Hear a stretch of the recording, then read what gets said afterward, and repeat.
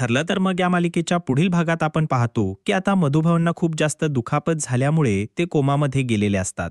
आता प्रतिमा गणपती बाप्पासमोर उभी राहून सायलीसाठी प्रार्थना करत असते की सायलीसारख्या मुलीबाबतीत असं का होत आहे, ज्या मुलीने कधीही कोणाच्या वाईटाचा विचार सुद्धा केला नाही, तरी तिला हे का भोगावं लागत आहे.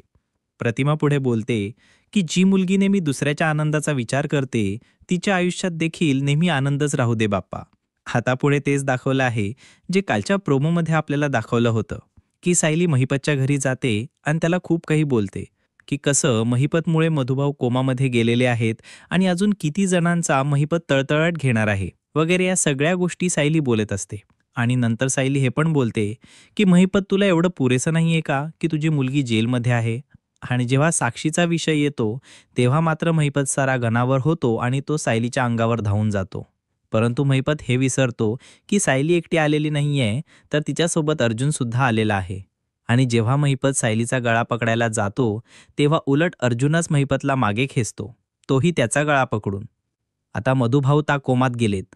आता ते शुद्धीवर कधी येणार आणि ते शुद्धीवर यायच्या अगोदर महिपत किंवा नागराज मधुभाऊंना जीवे मारण्याचा प्रयत्न करतील का, हे आपण पुढील एपिसोड्समध्ये पाहणार आहोत.